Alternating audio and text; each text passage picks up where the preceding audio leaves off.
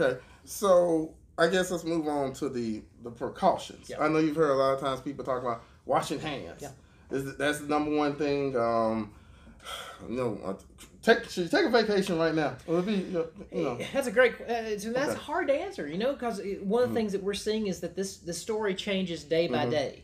And what I've been telling people is before you hop on a plane or before you get ready to go on a vacation, you need to check with the website with CDC.gov Okay. and see if there are any travel advisories before you go, because those things can change Mhm. on a day-to-day basis. And someone asked me a few days ago, can I go to this city? And I said, well, when's the trip? And they said 2 weeks from now. I was like, I'm not sure what's going to be going on in 2 weeks. So I said, wait to see what's happening as you come closer to the date. And this is a question I was thinking about when I was going back doing my research over this weekend, and I guess this goes for the parents. Should parents be thinking about maybe I should take my child to daycare possibly? Because that maybe, exposure. Yeah. So right now in the state of Alabama, we still do not have any reported cases Okay. or test confirmed cases. Now there is the possibility that there could be some that we have not tested for Okay. yet. That may be coming. But I don't think there's any need to hold kids out of daycares or Okay. hold kids out of school at this point. Okay. That could be the case in the future, but I don't think we're there now. Okay, I heard another term in the news about this whole thing called self-quarantine. Yeah. Where you basically, you have to stay at home for 14 days or whatever. Talk a little bit more about that and how that slows the disease down. Yeah, so the idea behind a self-quarantine is that, and the reason we say 14 days, earlier I said that people can have that, the virus can be incubating up to 14 days. That's where that number comes from, is really trying to give you the maximum window where you're not going to spread the disease. Because if you're staying at home, you try to stay out from the public, those are less chances, one, for you to get the virus, but usually people won't be quarantined if they don't have the virus. But more importantly, is if you have the virus, it decreases the chance of spreading it to other people. All right. Because this virus is easily transmitted through what we call respiratory droplets. So there's fluid and moisture inside your lungs. When you cough, when you sneeze, it gets sprayed out. And that's what really transmits the disease. So by staying at home, you're preventing yourself from spreading that to other people. And there's another thing, too, and a lot of the German folks probably think about this. Money. Is that cash and touching it? I wouldn't worry about that, because Okay. I think that probably at maximum this virus can really remain able to cause infection after probably no more than 2 hours. So it's one of those things that it's why we talk about environmental cleaning. Yeah, on the surface. Exactly. Yeah, on the surface. Okay. So sitting on a dollar bill, sitting on a piece of paper probably is not going to be infectious after 2 hours, and that's based off how other viruses like this one have behaved in the past. Well, of course, I never like to ask a dumb question. I know some people are thinking, can you get it from kissing? If you have someone who has the virus, I think it's very possible that you can get it from kissing. Wow. And that's just because if someone's breathing close to you, you're in close.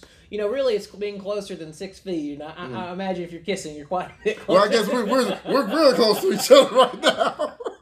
So I know this is another question too, because man, when you start Googling things, everything starts to show up. Can you catch it from your pet? So there's actually a little bit of debate on this. I don't think anyone can easily catch it from their pet. Now I think there was a report out of China about a dog that may have become infected with it. So what I want to say is that the virus, it's very unusual for viruses. Let me say not unusual. It's very hard for viruses to go from one animal to another animal. Now, the viruses can go from one of the same animal to one of another animal very easily, but it's hard to make a jump to a different type of animal. So I would say it's very unlikely that a person's going to pick it up from a pet. All right. So other than vaccines, right now, what are they doing to treat it? Yeah. People come in contact with. So the people who get sick from it, what we're doing is called supportive care. So in the hospital, it's one of the things probably one of the biggest things that a hospital does is if you have a bad pneumonia, you get put on oxygen to support your lungs to make sure that you're able to live. If you get dehydrated, they can give you fluids. They can do a lot of other things to monitor you inside the hospital. So it's more of that supportive care. Unfortunately, there's not a proven therapy right now. There's some that may work, but some studies have to be done to make sure that those therapies actually will work. What would you tell employers that possibly, because this is, this started happening in 2 weeks, that's a whole lot of time off of work. Yeah. What advice would you give to them as kind of how to monitor it and catch it and trying to see? Yeah, so the biggest thing for employers is really to understand that, in the coming weeks, depending on what happens, we could see people having to be out of work. Okay. We could see people having to take care of their children. Okay. We could see people having to take care of their parents or their grandparents. And that, trying to be as flexible as possible during kind of a more difficult time. Now, again, don't know if that's going to happen. Okay. But it certainly is something you got to think about. It's something that you got to make considerations for. All right, so any final thoughts you would like to give to the audience? You can stay on camera, just tell them, The biggest thing I would say right now, and I beg and plead with people about this on a daily basis, if you can, get your flu shot. Now, let me tell you why to get your flu shot. Flu shot is not going to protect you from having the coronavirus, but the one thing that it can do, it can decrease your chance of getting the flu, which is still out in the community and is going to be in the community for quite a while longer. And the reason that's important is if you don't get the flu and you don't get sick from the flu, then you're not going to be going to the hospital because you have the flu. You're not going to be going to the doctor's office because you have the flu. If we have a lot of transmission of this coronavirus, our hospital systems, our doctors are going to be stretched so thin that they're going to have trouble doing their job. So you shouldn't just go to the emergency room and be like, oh, I think I got it. Exactly. We want to be reasoned about when we go. So, it's part of the thing is like, I've said to people like, if there's a coronavirus vaccine, you take it, but you won't take the flu shot. I'm like, no. So that's what I really want people to do. If they can take the flu shot, please do it, because that's one less thing that our healthcare system has to worry about. And another thing too, is like, I know a lot of people think, well, this just depends on the immune system. Like if your immune system is strong, you probably won't catch this, but if your immune system is weak, what do you say to people? Yeah. So the immune system is one of those things that it's hard to quantify like you would like a $20 bill. $20 bill is $20. Immune systems are all a little different, but the fact of the matter is that if you come in contact with this virus, it is almost assuredly going to cause infection in people, because if it goes in through the nose, goes into the lungs, no matter how strong your immune system is, it can still infect you. Now, what happens after that may be a different story, but just because a person has a strong immune system doesn't mean that you can't get infected with it. All right, and one last thing, I promise last thing, about cleaning products. Yeah. I've seen a lot of like Clorox, disinfectant wipes, things like that. Are those the best things right now to kind of... Those are great. Okay. Those are absolutely great. So all the standard cleaning products, the disinfectants, the things that you wipe on surfaces, they're going to work on this virus, because it's there's nothing special about the virus. Okay. It's new in the sense that we haven't seen it before, but the way it's made is no different than a lot of the other viruses. So those cleaning solutions, they're going to take care of it.